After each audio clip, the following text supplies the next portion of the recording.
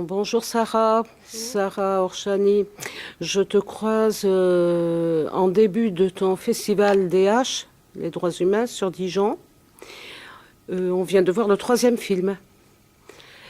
J'aimerais que tu donnes tes impressions, savoir un petit peu ce que tu en penses, tant de la part du public qui vient et de ses réactions, par exemple, à ce qu'il voit, et le type de questions éventuellement qui peuvent être amenées à poser.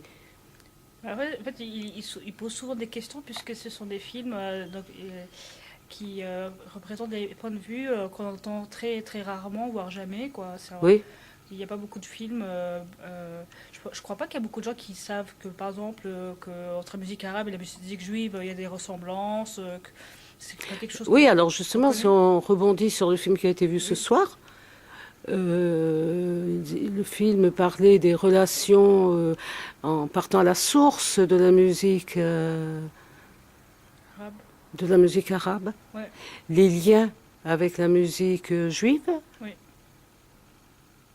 Et en fait, on s'apercevait qu'il y avait un pont entre les populations, là où la politique, la religion avaient pu séparer au cours des siècles. En fait, il y avait des liens qui étaient indissolubles. oui, Je me souviens au début du film, il y a une personne qui parle d'un lien unique, comme un corps unique qui a été divisé en deux, et l'un se languit de l'autre et ne cesse de le retrouver. oui. Ça m'est resté en mémoire. Qu'est-ce que tu peux dire là-dessus? Moi, Qu'est-ce c'est que vrai, ça t'évoque en fait? moi, c'est vrai que moi, je me reconnais né dans cette phrase-là. Oui, ben voilà, c'est pour ça. Voilà. Enfin, moi aussi, finalement, je Ouais. pense que d'autres qui l'auraient écouté Oui. auraient eu la même impression. Oui, bah, voilà, on n'est plus dans le Maghreb, l'Occident, l'Orient, je sais pas, voilà, c'est des Avec les personnes. différences de perception Mm. religieuse, de perception politique. Il n'y a plus de frontières. Là, ce film, il n'était pas idéaliste. Pourtant, il parlait de quelque chose qui était évident à la base. Oui, Et on exactement. se demande ce qui a pu se passer pour qu'on en arrive. Parce que quand on parle de la musique, on peut supposer qu'il s'agit aussi de la culture au sens large, aussi, de la Mm. littérature peut-être. Oui, oui, Est-ce que tu penses que par ce biais-là, c'est un lien qui peut amener à une paix? oui, Là-bas ou ailleurs oui, oui. Enfin, et là-bas et ailleurs, oui. Euh, est-ce qu'on peut le supposer être un vecteur de communication oui, et d'apaisement en fait des tensions? oui. Bon, d'ailleurs, on le voit bien dans l'expérience qu'a fait Daniel Barenboim, qui est un... Oui, c'est quoi ça? barème, oui. Barenboim, j'arrivais. C'est pas grave. Ouais, on voit bien sur son expérience qu'il a fait lui, puisque comme vous savez peut-être, il a créé un orchestre Oui, d'Israéliens et d'Arabes qui jouent ensemble. voilà. Voilà. Ouais, c'est un exemple. Il n'y a pas eu, c'est pas une démarche unique d'ailleurs. En fait, lui, ça a été un peu plus médiatisé, on va Oui, dire, mais ouais, il y avait déjà, et ouais, il y a toujours eu ouais, des communications voilà. entre les peuples qui s'opposaient. Qu'est-ce que tu vas nous proposer pour la 2e partie de ton festival? Alors, en fait, ça fait écho au film d'hier, sauf qu'on revient en France. Bon, Oui. alors, Tu c'est, parles du thème. oui. Alors, en fait, comment dire, c'est un sujet qui est encore pour moi trop tabou, qui est l'homosexualité en fait. L'homosexualité dans le monde arabe. Donc, ça c'était hier. C'était hier, d'accord. Et lundi c'est en France, c'est dans les banlieues, comment ça se passe. Bon, évidemment, je tiens à dire que bon, on va pas stigmatiser les banlieues, que être homosexuel dans une famille, on va dire bourgeoise, etc. Enfin, voilà, il peut aussi y avoir des difficultés, quoi. La difficulté, elle peut être la même dans D'ailleurs, tout foyer, en fait, c'est-à-dire, quand on voit même. bien aux États-Unis aujourd'hui comment est-ce que Barack Obama en fait lutte pour que dans l'armée quelqu'un ait le droit de dire qu'il est homosexuel, ce qui n'est pas le cas aujourd'hui. Mm. Et le Sénat a refusé. Il y a une loi qui interdit aux États-Unis. Hein, je parle des Oui, États-Unis. oui, Je parle oui, pas. bien sûr, bien sûr. Je parle pas. Aux États-Unis, il y a une loi qui interdit aux homosexuels dans l'armée de dire qu'ils sont homosexuels. Oui, ça doit être tu. Voilà. Obama a voulu abolir cette loi-là et ça n'a pas passé. D'accord. Ça montre qu'il y a du chemin à faire. Je suis toujours sur cette question-là, j'ai toujours été penser que c'est une question de liberté des personnes. Voilà, c'est quelque chose qui me regarde pas, ça regarde la personne. La personne d'une matière individuelle, en fait. Voilà, ça la regarde. J'ai pas à juger et même si elle est heureuse comme ça, c'est son droit et il y a rien. Et pour moi, c'est quelque chose de normal. Voilà, c'est sa choix et qu'il faut respecter. Voilà, il y a pas à dire que c'est antinaturel ou je sais pas ce que vous voulez. Voilà, c'est comme ça. Ça a existé depuis des siècles. On sait bien qu'en Grèce, Sappho, poétesse. Voilà, ça montre, voilà, c'est pas. C'est rentré dans la Voilà. littérature, c'est rentré dans la musique, dans la mélodie, on le sait. Tu penses que c'est complètement tabou dans le monde arabe? Ah, ça, oui, ça, certainement. C'est complètement tabou. Ça, certainement. Pourtant, ça existe Oui, oui, ça existe. et on le sait. Ouais, ouais. Oui, oui. Ah, oui, oui. J'ai entendu dire que je ne sais plus quel pays, il y avait une jeune femme qui était homosexuelle, qui était venue se réfugier chez nous, enfin en Occident. Ouais. Elle craignait d'être exécutée. En fait, elle a créé l'idée d'être expulsée en Libye, en fait. Il n'y a pas quelqu'un qui craignait d'être exécuté par rapport à sa position, En fait, son appartenance je sais pas sexuelle. si on parle de la même personne, mais si c'est la personne auquel moi je pense, Oui, c'est une Libyenne en fait d'accord. qui avait été harcelée en Libye, tout ça parce qu'elle était homosexuelle, donc elle s'est réfugiée en France. Et à un moment donné, elle a eu très peur parce que la France a menacé de la réexpulser en fait en Italie. Voilà, et elle craignait de retourner en Italie parce qu'elle retrouvait... Avec un membre de sa famille. voilà, c'est ça. Et pour elle, il y avait quand même risque. Ah, ouais, certainement. Voilà. Certainement. Ouais. Mais moi, je pense que les, pour le monde arabe, en fait, c'est une région qui est riche. Il y a des gens, comment dire, c'est une région on l'a vu dans le film, qui est riche culturellement, etc.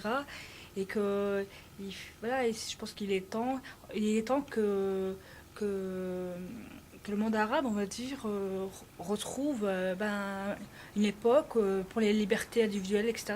Ce que je dis souvent, moi, c'est que ce qui est dommage dans le monde arabe, c'est que ça n'a pas toujours été le cas comme ça aujourd'hui. Il y a eu un recul, en fait. Oui. Justement, moi, l'autre jour, justement, j'étais en train de lire l'histoire de cette chanteuse tunisienne qui s'appelle Habiba Msika, qui est une juive tunisienne qui était super connue dans les années 20. Et moi, je sais que quand j'ai lu cette histoire-là, je me disais, j'aurais tellement voulu vivre les années 20-30 dans les pays arabes. Ça m'a l'air d'être une période tellement riche, libre, où il n'y avait pas de tabou. Les gens. Les tabous qui seraient venus après, donc, Ouais, dans sont venus après, quoi. D'accord. Et moi, quand je voyais cette période-là, je me disais, j'aurais tellement envie de revivre ce moment où il y avait une sorte d'ébullition intellectuelle, voilà, il y avait une sorte de liberté. Cette femme-là, elle était super, elle était libre, elle était vraiment. Enfin, je trouve ces histoires-là fascinantes et en même temps, ça m'inspire de la nostalgie, quoi. En même temps, je me dis. Enfin, à la fois ça me fascine, on me disait, voilà, le monde arabe à un moment donné, il était ouvert, enfin, il est ouvert. Il irradiait, il était brillant. Voilà, il voilà, était... que j'aimerais bien que cette ouverture, enfin, ça revient, quoi. On revient à ton festival, Oui, à ton festival au niveau de la programmation. ouais. Donc, la prochaine programmation. C'est le lundi, donc c'est le 13 décembre, et c'est au bar L'Annexe. Alors voilà, tu changes de lieu. Jusqu'à présent, on était Oui, ouais. au cinéma de Vosges, Ouais. Je- quartier d'Arcy, on va Voilà. dire, centre-ville. L'annexe, c'est pas très loin d'ici. Non. C'est Et c'est pour rejoindre l'association Les Colporteurs. voilà. Tu peux m'en dire un mot par rapport L'association- à toi, les liens qui unissent les deux associations, peut-être, ou qui ont fait que vous vous retrouviez ensemble à l'occasion de ce festival. Ouais, bah, c'est une amitié, c'est le partage des points de vue, C'est alors à la fois c'est intéressant parce que comment dire, chacun a son domaine. C'est-à-dire que le colporteur c'est plutôt l'environnement, L'alternatif, voilà, etc. Et nous c'est plutôt les droits humains, voilà, en général. Et donc c'est toujours intéressant des fois de se retrouver, chacun avec sa particularité, chacun avec ses convictions, avec son centre d'intérêt. Et oui. des fois, c'est intéressant voilà, de confronter De les travailler dans le même sens, voilà, de voilà, travailler dans le c'est ça. même sens. Et, voilà, et puis on partage beaucoup bah, des points. Enfin, voilà, cette envie de faire partager au public des films et puis d'avoir des débats après. Parce que voilà, on le voit à chaque fois quand on projette un film. Ouais, les moments quand je projette un film dans un festival où je suis le plus contente, c'est quand à un moment donné, il commence à y avoir des discussions entre les gens après le film.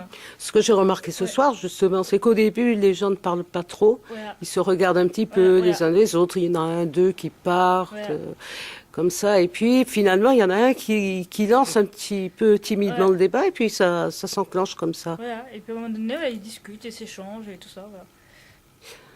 Voilà. Donc, rendez-vous le 13 à l'annexe. Ouais. Ce sera la deuxième partie du festival, on peut dire. Qu'est-ce que tu peux en dire, toi? Est-ce que tu es satisfaite ou est-ce qu'au contraire, ça peut confirmer certaines inquiétudes que tu peux avoir par rapport au public qui vient ou qui ne vient pas aussi? Parce il ne faut pas oublier qu'on se situe en province.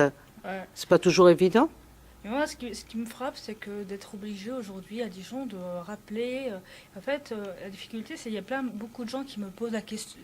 Ils posent la question, mais pourquoi est-ce que tu fais un festival autour du décembre alors qu'il y a une nuit d'Orient? Oui, Et à chaque fois, je dis, c'est incroyable que les gens oublient que le 10 décembre, c'est la journée internationale des droits de l'homme. Que oui, bien sûr. dans le monde entier, c'est d'ailleurs aujourd'hui qu'on remet le prix Nobel de la paix, en fait. Et Mhm. ça fait 63 ans que c'est comme ça, 62 ans que c'est comme ça.